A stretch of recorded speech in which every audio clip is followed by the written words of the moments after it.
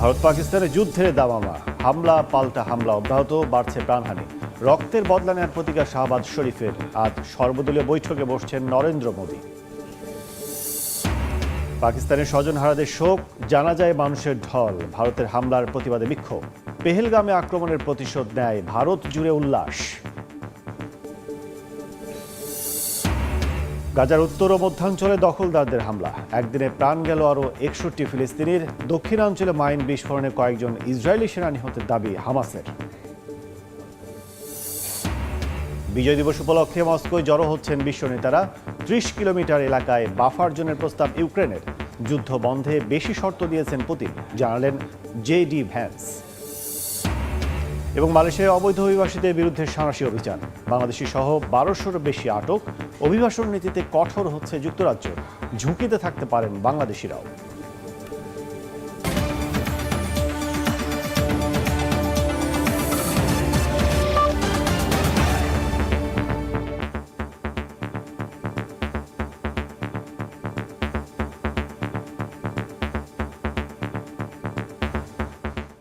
আন্তর্জাতিক সময়ের সঙ্গে আছি আমি কাজল আব্দুল্লাহ। ভারতের হামলায় নিহতদের রক্তের বদলা নেয়ার হুমকি দিয়েছেন পাকিস্তানের প্রধানমন্ত্রী শাহবাজ শরীফ। জাতির উদ্দেশ্যে দেয়া ভাষণে ভারতীয় যুদ্ধবিমান ভূপাতিত করায় নিজ সেনাবাহিনীর প্রশংসা করেন তিনি।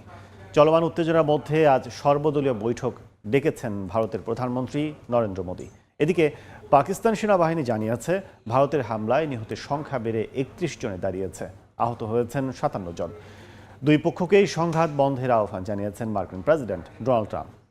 মুজাফফরাবাদ ছাড়াও কোটলি, শিয়ালকোট, মুরদিকে, সাকারঘার, পূর্ব আহমেদপুরে চালানো এসব হামলায় বাড়ছে হতাহতের সংখ্যা। হামলার জবাবে ভারতের একটি ব্রিগেড সদর দফতর ও বেশ কয়েকটি সামরিক স্থাপনা গুড়িয়ে দেওয়ার দাবি করেছে ইসলামাবাদ। পাকিস্তানের আইএসপিআর এর দাবি, 5টি ভারতীয় যুদ্ধবিমান ও একটি ড্রোন ভূপাতিত করেছে তারা। এরই মধ্যে অন্তত একটি রাফাল যুদ্ধবিমান ভূপাতিত হওয়ার বিষয়টি নিশ্চিত করেছেন ফ্রান্সের গোয়েন্দা বাহিনীর এক শীর্ষ কর্মকর্তা। আজাদ কাশ্মীর ও অন্যান্য জায়গায় ভারতের হামলায় নিহতদের রক্তের বদলা নেওয়ার হুমকি দিয়েছেন পাকিস্তানের প্রধানমন্ত্রী শাহবাজ শরীফ। বুধবার রাতে জাতির উদ্দেশ্যে দেয়া ভাষণে তিনি বলেন, ভারত পাকিস্তানে হামলা চালিয়ে বড় ভুল করেছে। এই আগ্রাসনের জন্য তাদের চরম মূল্য দিতে হবে। সীমান্তে ভারতের 5টি যুদ্ধবিমান ধ্বংস করায় সশস্ত্র বাহিনীর সদস্যদের প্রশংসা করে তিনি বলেন, পাকিস্তানের সেনারা অসাধারণ দক্ষতা ও সাহসিকতা দেখিয়েছে। গুজশতা রাত ভারত নে জারিয়াত করকে ভারত একটি কাপুরুষ শত্রু, যে নিরীহ মানুষদের লক্ষ্যবস্তুতে পরিণত করে নিজেকে শক্তিশালী মনে করে। কিন্তু আমরা দেখিয়েছি যে আল্লাহর রহমতে পাকিস্তান তার প্রতিরক্ষায় উপযুক্ত জবাব দিতে জানে।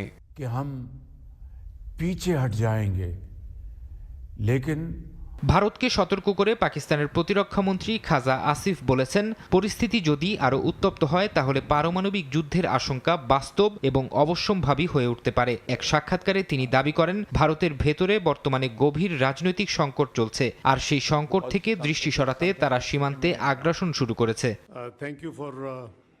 দুপক্ষের হামলা পাল্টা হামলার পর ভারত পাকিস্তানের জাতীয় নিরাপত্তা উপদেষ্টার মধ্যে আলোচনা হয়েছে। তুরস্কের গণমাধ্যম টিআরটি ওয়ার্ল্ডকে দেয়া সাক্ষাৎকারে বিষয়টি নিশ্চিত করেছেন পাকিস্তানের উপপ্রধানমন্ত্রী ও পররাষ্ট্রমন্ত্রী ইসহাকদার। তবে দুই পক্ষের মধ্যে কি বিষয়ে আলোচনা হয়েছে তা জানাননি তিনি।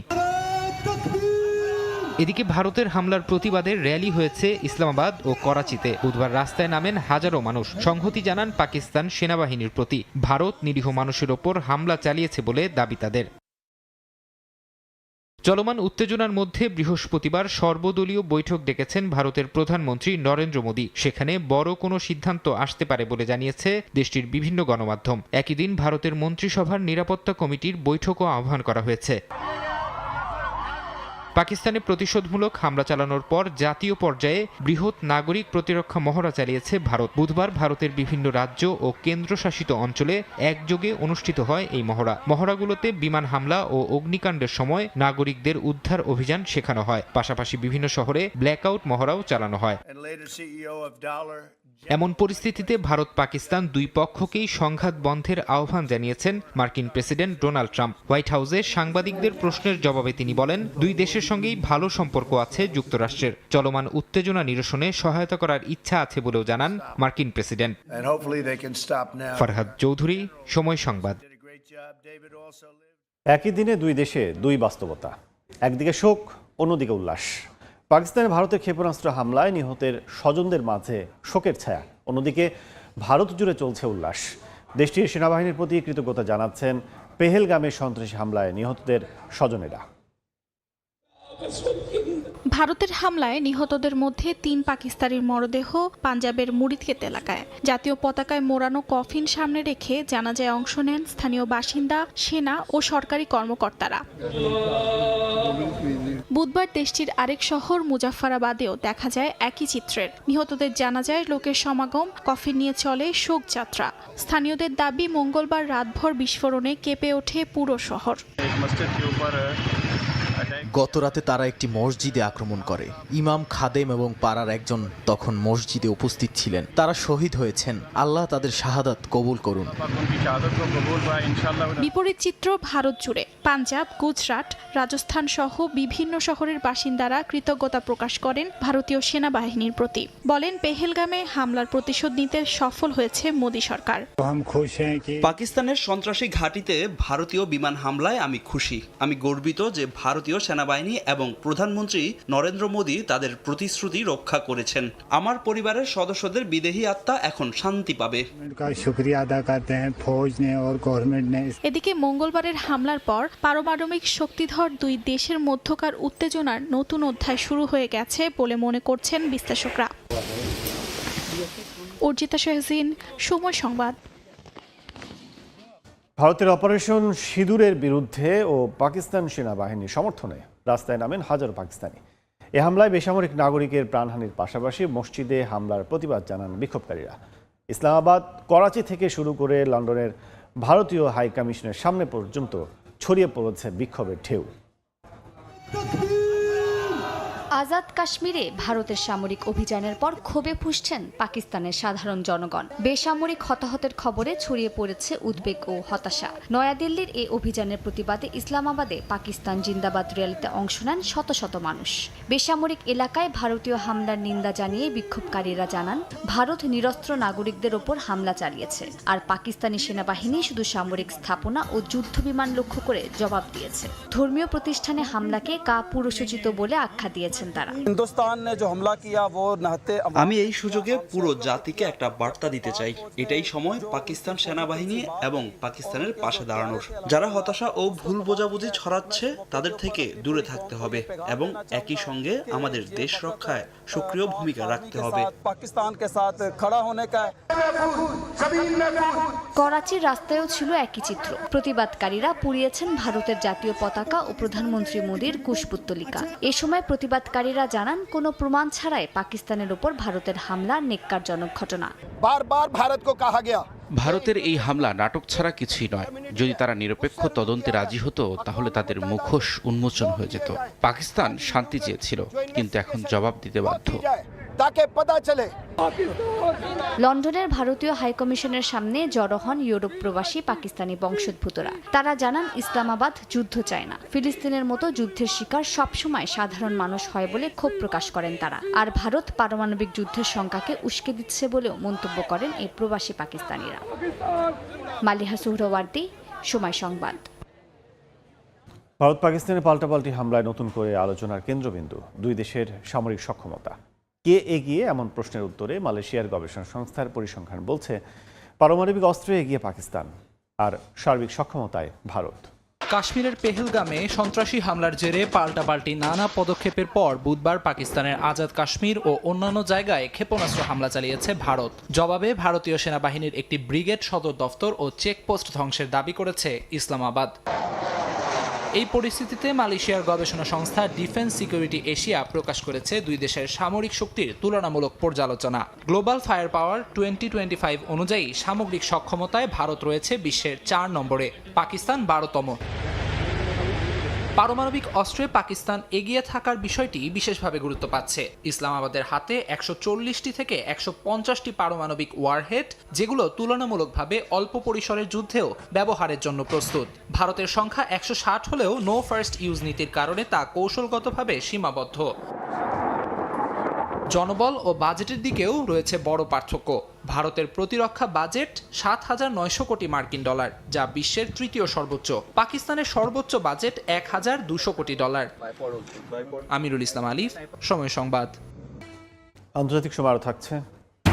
রোমান ক্যাথলিকদের ধর্মগুরু নির্বাচনে ২/৩ সংখ্যাগরিষ্ঠতা পাননি কেউই, হতাশ সমর্থকরা। আজ আবারও ভোট দেবেন কার্ডিনালরা।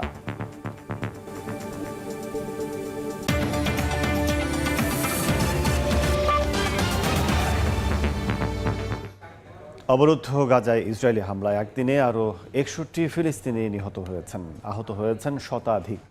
গাজার উত্তর ও মধ্যাঞ্চলে বিভিন্ন স্থানে হামলা চালানো হয় বলে জানিয়েছে কাতার ভিত্তিক গণমাধ্যম আল জাজিরা।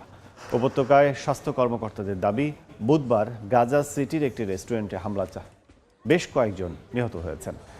যদিও এ বিষয়ে কোনো মন্তব্য করেনি তেল আবিব। এদিকে গাজা দক্ষিণাঞ্চলে মাইন বিস্ফোরণে কয়েকজন ইসরায়েলি সেনা নিহত হয়েছে বলে দাবি করেছে হামাস।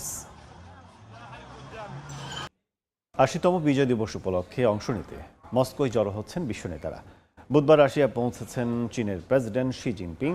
বিজয় দিবসের সামনে রেখে সীমান্তবর্তী রাশিয়ার এলাকায় ড্রোন হামলা বাড়িয়েছে ইউক্রেন। রুশ প্রতিরক্ষা মন্ত্রণালয়ের দাবি, একদিনে ৫ শতাধিক ড্রোন প্রতিহত করেছে তারা। মার্কিন ভাইস প্রেসিডেন্ট বলেছেন, যুদ্ধ বন্ধের জন্য রাশিয়া অনেক বেশি শর্ত দিয়েছে। অন্যদিকে ইউক্রেনে নিযুক্ত মার্কিন দূত জানান, ইউক্রেনের ৩০ কিলোমিটার এলাকাকে বাফার জোন বা নিরাপদ অঞ্চল ঘোষণা করার প্রস্তাব দিয়েছে কিয়েভ। রাশিয়ার রাজধানী মস্কোয় চলছে ৮০তম বিজয় দিবস উদযাপনের শেষ মুহূর্তের প্রস্তুতি। এরই মধ্যে দেশটিতে জড়ো হতে শুরু করেছেন আমন্ত্রিত বিশ্ব নেতারা। বুধবার মস্কোয় পৌঁছান চীনের প্রেসিডেন্ট শি জিনপিং। বিমানবন্দরে তাকে দেয়া হয় লাল গালিচা সংবর্ধনা। রাশিয়ার গণমাধ্যমের তথ্য বলছে, এবছর বিজয় দিবসের প্যারেডে যোগ দিতে পারেন চীন, বেলারুশ, ব্রাজিল, মিশর, ভিয়েতনাম সহ ২৯টি দেশের রাষ্ট্র ও সরকার প্রধানেরা। এছাড়া উত্তর কোরিয়া সহ ৩১ দেশের প্রতিনিধিরাও উপস্থিত থাকবেন। গণমাধ্যম বলছে, রুশ সামরিক বাহিনীর পাশাপাশি প্যারেডে অংশ নেবেন ১৩টি দেশের সেনারা। রুশ গণমাধ্যমের দাবি, একদিনে ৫০০র বেশি ড্রোন প্রতিহত করেছে পুতিন বাহিনী। মার্কিন ভাইস প্রেসিডেন্ট জেডি ভ্যান্স বলেছেন, চলমান যুদ্ধ বন্ধের জন্য রাশিয়া অনেক বেশি শর্ত দিচ্ছে। এনবিসি নিউজকে দেয়া সাক্ষাৎকারে ভ্যান্স আরও বলেন, চুক্তিতে পৌঁছাতে সম্প্রতি রুশ প্রেসিডেন্টের ওপর চাপ বাড়িয়েছেন ডোনাল্ড ট্রাম্প। তবে শিগগিরই অগ্রগতি না হলে যুক্তরাষ্ট্র মধ্যস্থতা থেকে সরে আসতে পারে বলেও জানান জেডি ভ্যান্স। তবে রাশিয়া ইউক্রেন যুদ্ধ বন্ধের বিষয়ে আলোচনাতে কিছুটা অগ্রগতিও হয়েছে। ইউক্রেনে নিযুক্ত মার্কিন দূত কিথ কেলগ ফক্স নিউজকে দেয়া সাক্ষাৎকারে জানান, ইউক্রেনের ৩০ কিলোমিটার এলাকাকে বাফার জোন বা নিরাপদ অঞ্চল ঘোষণা করার প্রস্তাব দিয়েছে কিয়েভ, যার তত্ত্বাবধানে থাকবে ইউক্রেন, রাশিয়া ও যুক্তরাষ্ট্র। ফরহাদ চৌধুরী, সময় সংবাদ। মালয়েশিয়ায় অবৈধ অভিবাসীদের ধরতে দেশ জুড়ে ১৬টি স্থানে অভিযান চালিয়েছে ইমিগ্রেশন বিভাগ। এতে বাংলাদেশি সহ ১,২৭০ জনকে আটক করা হয়েছে। স্থানীয় ১১ জন নিয়োগকর্তাকেও নেওয়া হয়েছে আইনের আওতায়। চলমান অভিযানে আতঙ্ক ছড়িয়ে পড়েছে প্রবাসী বাংলাদেশিদের মাঝে। মালয়েশিয়া থেকে বিস্তারিত জানাচ্ছেন মোহাম্মদ আব্দুল কাদের। অবৈধ অভিবাসীদের ধরতে মালয়েশিয়ার বিভিন্ন জায়গায় একযোগে অভিযান চালিয়েছে দেশটির ইমিগ্রেশন বিভাগ। বুধবার সকাল 10:30 থেকে 16টি স্থানে চালানো হয় চিরুনি তল্লাশি। ২,৭৫৬ জনের কাগজপত্র যাচাই শেষে ১,২৭০ জনকে আটক করা হয়, যাদের মধ্যে বেশিরভাগই বাংলাদেশি। নির্মাণ, কৃষি, পরিষেবা খাতসহ বিভিন্ন স্থানে এই অভিযান অব্যাহত রাখার ঘোষণা দিয়েছে কর্তৃপক্ষ। অভিযানে জোহরের তামানসুরিয়া এলাকার একটি নির্মাণ প্রকল্প থেকে ১৬৫ বাংলাদেশি সহ ১৮৯ জনকে আটক করা হয়। পুলিশের উপস্থিতি টের পেয়ে ড্রেনে ঝাঁপ দিয়ে আহত হয়েছেন এক বাংলাদেশি। অভিযুক্তদের বিরুদ্ধে বৈধতা না থাকা, অন্য কোম্পানিতে কাজ করা সহ বিভিন্ন অভিযোগ আনা হয়েছে। সারা দেশে হঠাৎ করে বাড়ি বা কর্মস্থলে হানা, কাগজপত্র চেকিং সব মিলিয়ে আতঙ্কে প্রবাসী বাংলাদেশিরা। কাজে যেতেও সাহস পাচ্ছেন না কেউ কেউ। ইমিগ্রেশনের ভয়, পুলিশের ভয়, যে কোনো সময় আমাদেরকে ধরতে পারে। আমরা একটা আতঙ্কের মধ্যে দিন পার করতেছি মালয়েশিয়াতে। বাঙালি লোককে ধরে নিয়ে গেছে ইমিগ্রেশনে, আর আমরা একটু বাইরে ছিলাম, এই কারণে আমাদের কোনো সমস্যা হয় নাই। মালয়েশিয়ার ইমিগ্রেশন বিভাগ জানিয়েছে, চলতি বছরের শুরু থেকে এ পর্যন্ত ৩০,৯৯৩ জন অভিবাসীকে আটক করা হয়েছে। পাশাপাশি অবৈধ শ্রমিক রাখার দায়ে ৬৩৪ নিয়োগকর্তার বিরুদ্ধেও নেওয়া হয়েছে আইনি ব্যবস্থা। মোহাম্মদ আব্দুল কাদের, সময় সংবাদ, কুয়ালালামপুর, মালয়েশিয়া। আন্তর্জাতিক সময় আরও থাকছে। ডুবতে বসেছে ইতালির ইতিহাস সমৃদ্ধ শহর ভেনিস। প্রতি বছর একটু একটু করে তলিয়ে যাচ্ছে। সময় থাকতেই বাঁচানোর উদ্যোগ নেওয়ার তাগিদ বিজ্ঞানীদের। যুক্তরাজ্যে শিক্ষার্থী ও কাজের ভিসায় গিয়ে পরে আশ্রয়ের আবেদনকারীর সংখ্যা বেড়ে যাওয়ায় অভিবাসন নীতিতে কঠোর সিদ্ধান্ত নেয়ার দ্বার প্রান্তে দেশটির সরকার। সম্ভাব্য নতুন নীতিতে শ্রীলঙ্কা, পাকিস্তান ও নাইজেরিয়ায় নাগরিকদের ওপর নেমে আসতে যাচ্ছে কঠোর ভিসা নীতির খড়গ, যেটির আওতায় আসতে পারে বাংলাদেশিরাও। লন্ডন থেকে শোয়েব কবিরের রিপোর্ট। যুক্তরাজ্যের অভ্যন্তরীণ রাজনীতিতে অভিবাসন সংকট দীর্ঘদিন ধরে আলোচনার তুঙ্গে। সরকারি তথ্য অনুযায়ী গত বছর যুক্তরাজ্যে আশ্রয় চেয়ে আবেদন করে বিভিন্ন দেশের 1,08,000 নাগরিক। এর মধ্যে 16,000ই শিক্ষার্থী। যদিও কোন দেশের কতজন শিক্ষার্থী আশ্রয় চেয়েছেন সেই তথ্য প্রকাশ করেনি সরকার। ব্রিটিশ হোম অফিস জানিয়েছে আশ্রয় প্রার্থীদের তালিকায় পাকিস্তান, শ্রীলঙ্কা ও নাইজেরিয়ার নাগরিকদের আধিক্য আছে। এই অবস্থায় সম্ভাব্য নতুন নীতিতে অভিবাসনের প্রক্রিয়া কঠোর করার দ্বার প্রান্তে ব্রিটিশ সরকার। এই নীতি বাস্তবায়িত হলে নেতিবাচক প্রভাব পড়তে পারে এসব দেশের নাগরিকদের উপর। আগের বছরগুলোতে অনেক বাংলাদেশি যুক্তরাজ্যের ভিসা শর্ত ভেঙে আশ্রয় প্রার্থী হন। এই কারণে বাংলাদেশও কঠোর নীতির আওতায় পড়ার ঝুঁকিতে থাকতে পারে বলে ধারণা অভিবাসন বিশেষজ্ঞদের। স্টুডেন্ট বা অনেক ইমিগ্রেন্টকে দেখেছি তারা ইউকেতে ঢোকার পর কোনোভাবে ক্যালিস পোর্ট ইউজ করে, ঠিক আছে, দেখা যায় যে অন্য দেশে চলে যাচ্ছে। সো এই জিনিসগুলো কিন্তু আসলে দেশের জন্য অ্যালার্মিং, এবং আমি সারপ্রাইজ হব না যদি এই ধরনের ঘটনা ঘটে যে বাংলাদেশ বা অন্যান্য কান্ট্রিগুলোর দেশের ক্ষেত্রে যদি সেম রেস্ট্রিকশনগুলো আসে। সম্ভাব্য প্রস্তাবিত নতুন নীতিতে ভবিষ্যতে ভুয়া শিক্ষার্থীর সংখ্যা কমতে পারে। একইভাবে সত্যিকারের শিক্ষার্থীদের জন্য নতুন সম্ভাবনার দ্বার উন্মোচিত হতে পারে বলে মনে করছেন অনেকে। স্টুডেন্টরা এখানে ফেস করে কিছু অ্যাবিউজারদের কারণে। সো ইউকে ইমিগ্রেশন সিস্টেম তারা নতুন যে ল নিয়ে কাজ করতেছে, তারা যদি অ্যাবিউজটাকে কন্ট্রোল করতে পারে, আলটিমেটলি আমাদের জেনুইন স্টুডেন্টগুলো কিন্তু তারা বেনিফিটেড হবে। 2024 সালে বাংলাদেশ থেকে যুক্তরাজ্যে স্টুডেন্ট ভিসার সংখ্যা কমেছে 31%। গেল কয়েক বছরে বিপুল সংখ্যক মানুষ বাংলাদেশ থেকে যুক্তরাজ্যে উচ্চ শিক্ষার্থী ও কাজের ভিসা এসেছেন। পরবর্তীতে তাদের অনেকে আশ্রয়ের আবেদন করেছেন এখানে। এর ফলে ভিসার শর্ত কঠিন করার তালিকায় আগামীতে বাংলাদেশের নামও উঠে আসতে পারে। শোয়েব কবির, সময় সংবাদ, লন্ডন। রোমান ক্যাথলিকদের নতুন ধর্মগুরু নির্বাচনের প্রথম দিনের ভোটে কেউ 2/3 সংখ্যাগরিষ্ঠতা না পাওয়ায় আজ আবারও ভোট দেবেন কার্ডিনালরা। বুধবার স্থানীয় সময় সকালে ভ্যাটিকানের সেন্ট পিটার্স ব্যাসিলিকায় শুরু হয় পোপ নির্বাচনের আনুষ্ঠানিকতা। আয়োজনে সভাপতিত্ব করেন 91 বছর বয়সী কার্ডিনাল ডিন জিওভান্নি বাতিস্তা রে। নতুন পোপ নির্বাচনের জন্য এর আগেই ভ্যাটিকানে জড়ো হন বিশ্বের 130 জনের বেশি কার্ডিনাল। এ সময় সিস্টিন চ্যাপেলের বাইরে অপেক্ষায় ছিলেন প্রায় 30,000 সমর্থক। তবে প্রায় 3 ঘন্টা পর ভোট শেষে হতাশ হন সবাই। ইতালির পানির শহর ভেনিস যেন এখন পানিতেই হারিয়ে যেতে বসেছে। প্রতি বছর একটু একটু করে তলিয়ে যাচ্ছে এই ইতিহাস সমৃদ্ধ শহরটি। বিজ্ঞানীরা বলছেন সময় থাকতেই শহরটি বাঁচানোর উপায় ভাবতে হবে।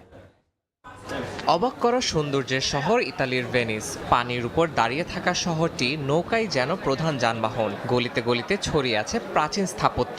শহরের প্রতিটি কোণই যেন এক একটি শিল্পকর্ম। এই শহর কেবল ঘুরে দেখার জায়গা নয়, বরং শিল্প, সংস্কৃতি আর ভালোবাসার এক জীবন্ত জাদুঘর। কিন্তু আজ সেই অনন্য শহরটি প্রতিদিন একটু একটু করে হারিয়ে যাচ্ছে পানির নিচে। ভেনিস প্রতি বছর গড়ে 2 মিলিমিটার করে ডেবে যাচ্ছে। একই সঙ্গে সমুদ্র পৃষ্ঠের উচ্চতাও বাড়ছে প্রায় একই হারে। এতে শহরটির অস্তিত্ব রক্ষা করা কঠিন হয়ে পড়বে বলে মত বিশেষজ্ঞদের। ইতালির সরকার বেশ কয়েক বছর আগে মেসো বাঁধ প্রকল্প চালু করলেও জোয়ারের মাত্রা এতটাই বেড়েছে যে এই প্রতিরক্ষা এখন যথেষ্ট নয়। এই পরিস্থিতিতে শহরটি বাঁচাতে এক ব্যতিক্রমী পরিকল্পনা সামনে এনেছেন পদুয়া বিশ্ববিদ্যালয়ের একদল গবেষক। তাদের ধারণা, গভীর গর্ত করে সমুদ্রের নোনা পানি শহরের নিচের স্তরে পাঠানো হলে ভালো ফল পাওয়া যেতে পারে। এরই মধ্যে পরীক্ষামূলকভাবে পদ্ধতিটির প্রয়োগ শুরু হয়েছে, যদিও এটি কোনো দীর্ঘমেয়াদী সমাধান নয়। এই পরীক্ষায় সাফল্য এলে ভেনিসের জন্য মিলতে পারে 50 বছরের এক গ্রেস পিরিয়ড। ততদিনে হয়তো খুঁজে পাওয়া যাবে একটি স্থায়ী সমাধান। কিন্তু সময় দ্রুত ফুরিয়ে যাচ্ছে বলে শঙ্কা প্রকাশ করেছেন বিশেষজ্ঞরা। তারা জানান, শিল্প, সৌন্দর্য আর সভ্যতার এই শহরকে রক্ষা করতে হলে দ্রুতই যথাযথ পদক্ষেপ নিতে হবে। ইয়াসিন মোহাম্মদ জিসান, সময় সংবাদ। চীনের বেইজিংয়ে বসবাসরত ইউকি নামের এক ব্যক্তি ছোটবেলার স্বপ্ন পূরণ করলেন বাস্তবে। ভেবেছিলেন স্কুল জীবনে বইয়ে পড়া সাপ গিরগিটির রহস্য একদিন নিজেই উন্মোচন করবেন।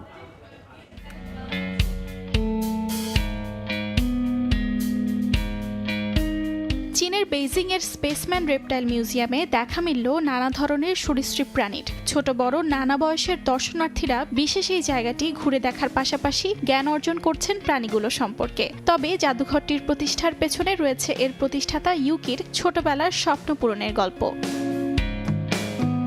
স্পেসম্যান রেপটাইল মিউজিয়ামের প্রতিষ্ঠাতা জানান, ৯০-এর দশকে তার হাতে বই থাকলেও ছিল না বাস্তব অভিজ্ঞতার সুযোগ। সরীসৃপ প্রাণীদের সম্পর্কে জানার আগ্রহ ছিল প্রবল, কিন্তু তখনকার চীনে সেই কৌতূহল মেটানোর মতো উৎস বা জায়গা ছিল সীমিত। বিদেশে পড়াশোনার সময়ই প্রথমবারের মতো সরাসরি সরীসৃপ নিয়ে কাজ করার সুযোগ পান ইউকি। ফিরে এসে সিদ্ধান্ত নেন যে সুযোগটা তার ছোটবেলায় ছিল না, সেটাই এখন তিনি তৈরি করবেন অন্যদের জন্য। এভাবেই শুরু হয় স্পেসম্যান রেপটাইল মিউজিয়ামের পথ চলা। এখানে শুধু দেখে নয়, শেখারও সুযোগ পাচ্ছে দর্শনার্থীরা। আমরা এই প্রাণীগুলোর প্রতি আমাদের দৃষ্টিভঙ্গি বৈজ্ঞানিক ও যুক্তি নির্ভরভাবে উপস্থাপন করতে চাই, যেখানে তাদের সুফল ও কুফল উভয় দিকই তুলে ধরা হয়। উদাহরণস্বরূপ, আমরা দর্শনার্থীদের পরামর্শ দেই যেন তারা বনে সাপ দেখলে বিরক্ত না করে বা স্পর্শ না করে, এতে নিজেরাও আঘাত থেকে বাঁচে। দর্শনার্থীরা আরো জানতে পারেন যেসব সাপ আক্রমণাত্মক নয়, আবার সব সাপ বিষাক্তও নয়। স্পেসম্যান রেপটাইল মিউজিয়ামে বাচ্চাদের জন্য রয়েছে ওয়ার্কশপ, যেখানে জীববিজ্ঞান, পরিবেশবিদ্যা আর প্রাণীর প্রতি শ্রদ্ধাবোধ শেখানো হয় হাতে কলমে। ইউকি চান মানুষ যেন ভয় নয়, যুক্তি দিয়ে বোঝে সরীসৃপদের। বলেন, যদি কোনো শিশু মিউজিয়াম থেকে বেরিয়ে একটু কম ভয় পায় এবং বেশি কৌতূহলী হয়, তবে সেটাই হবে তার জন্য সার্থকতা। অর্চিতা শহীন, সময় সংবাদ।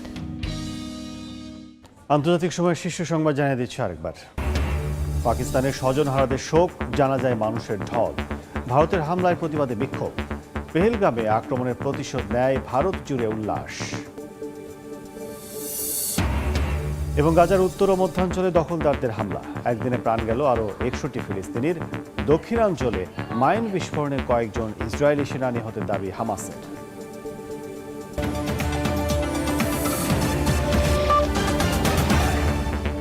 এই ছিল আন্তর্জাতিক সময়। সঙ্গে থাকুন সময়।